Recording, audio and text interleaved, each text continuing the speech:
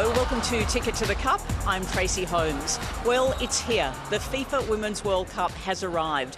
32 nations, all of them with different ambitions. There are countries like Australia and the Matildas hoping to win their first FIFA World Cup.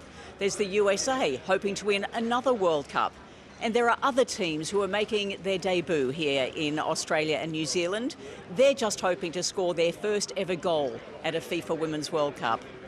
Coming up today, we're going to take you to a variety of different places. We're coming to you from the Football Writers Festival in Sydney. We'll hear from a couple of those guests later. Also, Eleni Soltis delves into the sometimes wonderful, sometimes weird world of mascots. And we sit down with one of the game changers, Mary Fowler, who can change a game like that. First though, let's check on the news. Just days from the Matildas' opening game, the players have come together to call for equality in women's football globally. In a social media campaign, every current player has a message. 736 footballers have the honour of representing their country on the world's biggest stage. Yet many are still denied the basic right to organise and collectively bargain. FIFA will still only offer women 1/4 as much prize money as men for the same achievement. England, Spain and Nigeria are amongst several national teams facing challenges that range from well-being and coaching issues to non-payment of salaries. The Matildas highlighting such issues is appreciated. Any solidarity from anywhere in the world to highlight a very important issue, which is to treat women footballers with respect and in the same way you would treat the male superstars, I think is a good thing. Come on this journey with us to make women's football as big as it can be, here and around the world. This is our legacy. This is our legacy. This is our legacy. Australia's opening match is against Ireland, one of 8 World Cup debutantes. Catherine Murphy caught up with defender Niamh Fahey. So many people are coming up to us wishing us well, and everyone, the excitement is going to be huge. And you know what we're like in Ireland, we love our sport and we love our country, so we're excited for all the Irish fans in Australia as well that are going to get to support us there. Ireland are ranked 22nd in the world, Australia are ranked 10th, but the Irish, they love being underdogs, right? Yeah, we do. It's you know, part of our DNA, it's part of our culture. When the stakes are against us, you know, we're who we are. We're proud of who we are. We don't go down and fear anyone, and yeah, we're looking forward to giving our putting our best side out and giving it a great crack for our first ever tournament. Is your defensive unit ready for Sam Kerr? Yeah, good question. Can you be ready for Sam Kerr? What a player. Obviously, we all know what she's like being at Chelsea. A lot of us come up against her in the WSL. Yeah, world-class player, so it'll be a big test, but there's a lot of players in that Matilda's team who'll require a lot of close watching, so a great test for us as defenders as well, so we'll see, basically. She's described by the Matildas' head coach as a game changer. We saw Mary Fowler do exactly that in the match against France ahead of the World Cup. She put Australia up and Australia beat the world's 5th ranked team. Mary Fowler is unique as a player and a person. She was the youngest competitor for Australia at the FIFA World Cup 4 years ago in France. Now she's one of its rising superstars. I don't really see myself as just like a footballer, but at the same time, I think football, because it's basically my life right now. If the football's going well, then a lot of other things go well. So for me right now, it's like, it's really important, probably up there in top 3 things. The cut back for Fowler, beautifully done! And Mary Fowler off the bench in the second half. So you say it's in the top 3. Can you tell us what the other 2 might be? My family is really important to me. And then I think for me, like that, the third thing is just kind of like balance, like just I'm still young and I just want to still be able to do things that 20-year-olds do at my age. So as much as the football is important off the field, and being able to enjoy my time is really important to me as well. And Fowler in the back of the net, and it's So speaking of that, being 20 and having already travelled all around the world and having lived and moved into different cultures, speaking different languages, having that support network of your family around you, does it make it harder to think about a full life, given you've done so much already? Like, how do you set what comes next? How do you keep setting a higher bar and the next goals that you want to achieve? You know, I think as time goes on and I'm young, but as I get a bit older, you just realise more and more how fortunate you are to have this lifestyle. Like, I have been able to travel so much with football, even on a, day-to-day basis. Like, the way that my day is structured is so different to my friends back home who are doing uni right now. And I just often think about, if I didn't play football, what would my life look like? And, it would be so different.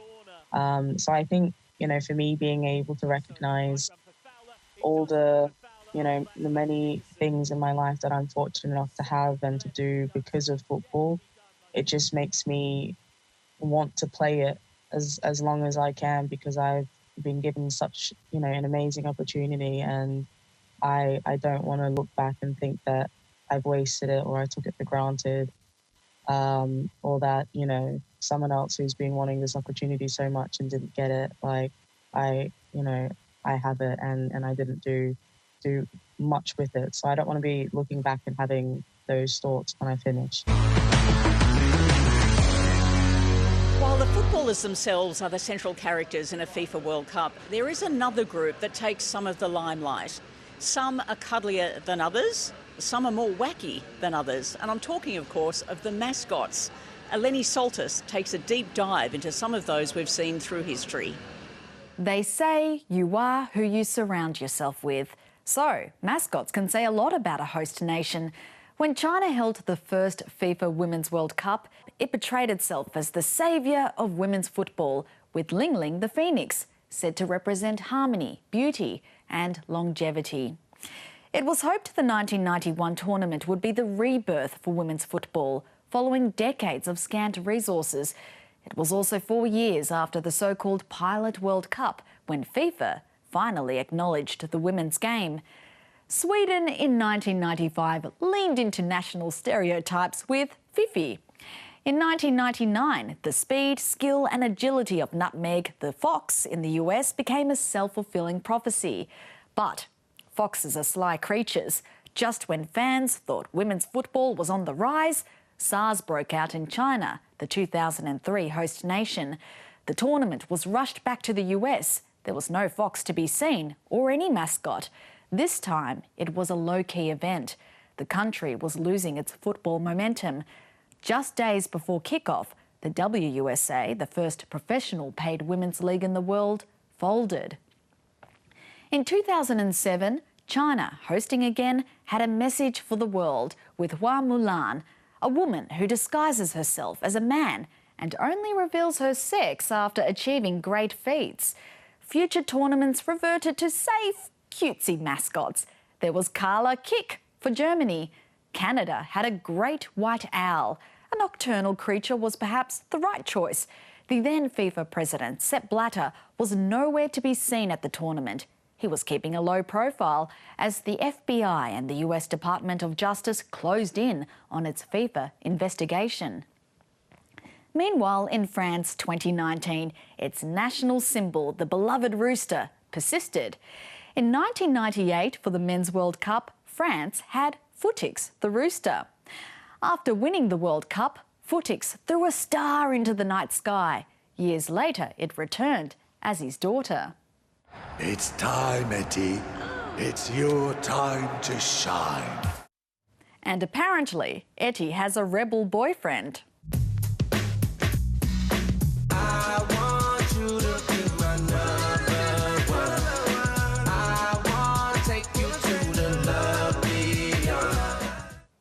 C'est compliqué. It's complicated. With Australia and New Zealand co-hosting this month, they've gone for a little penguin called Tazuni, a fusion between Tasman Sea and Unity. celebrating the unity of the first women's tournament to be jointly hosted by two nations. When it comes to football, like all sport, not all nations are equal. Some have better coaches, some have better facilities, some have full-time professionals. Others do not. At the Writers' Festival here today, joining me is Anisha and Inaz. Really great to have you both with me. Anisha, you're from India. Tell me about what is going on with women's sport there. Football, I guess, because that's the topic of the day. But more broadly, are we seeing things going up or are we seeing things going backwards? Well, it's a bit of a mixed bag, to be honest, Tracy, because when you look at women's sport from the larger scheme of things and overall prism, cricket is thriving because only a few hours ago or a couple of days ago, the ICC announced that at all major events going forward, women and men will receive the same prize money. As far as football in India, women's football in India is concerned, it's been a bit of a sorry tale since India hosted the Under-17 Women's Football World Cup in various cities in 2022. That came as a beacon of hope that it would sort of revolutionize women's football in the country. But if you look at how the IWL, the Indian Women's League, was staged, start times of 8 a.m., which meant that players had to prepare as early as 4 a.m. in peak heat in Western India. That doesn't speak well about how you treat your female footballers or female athletes. So there's a lot that really need to be done to get people interested, but also to treat the players, the practitioners of women's sport, women's football well. And it's really interesting, when you look at the numbers and growth around the world, these are the two sports that are growing phenomenally in so many aspects. It's football and it's cricket. And Naz, you've been around probably as long as I have. when you look at how so much has changed, and yet there's still so much to do, isn't there? How do you view the prism of global football now? And what's happening, I guess, through Africa? There's such a rise in Africa.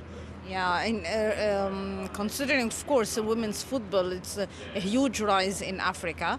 And actually, we have started even in 21 the Women's Champions League for the first time. And of course, because there are no many teams in Africa in terms of clubs, not like the national teams, of course. So it was just like a competition. It's not like the men's Champions League that you have 2 legs played and it could take months. So like we have it in a sort of a competition, and the maiden competition was held in Egypt, in Cairo, and then last year it was in Morocco as well. So we have now participating around 8 teams, but they are now going up to 12. So this is going to be very good for African football. Now for the Champions League, for the men's teams, this is, yes, it is going on. But then in order to promote women's football, there is now a must that each club, even the top teams, if you don't have a women's team, then you are not participating in these prestigious events anymore. So this is why in Africa and also in Egypt, in my country, now you have women's clubs now emerging from their teams, and they are playing and they are competing. So it is going very, very quickly because everybody wants to. The top teams like Sundowns, Al Ahly in Egypt, the Malik, all these teams. If you don't have women's football teams, then you are not there. Anisha and Inaz have been two speakers here at the Football Writers' Festival. Really great to talk to both of you. Thank you so much for your time. And in case you've been wondering, I'm wearing the captain's armband. There are 8 Unity armbands that you'll be seeing a lot of throughout the FIFA Women's World Cup. This one is Unite for Inclusion. Thanks for your company. Remember, you can catch all of our interviews in full on iView or on any of our social media accounts. And don't forget the Ticket to the Cup podcast. See you next time.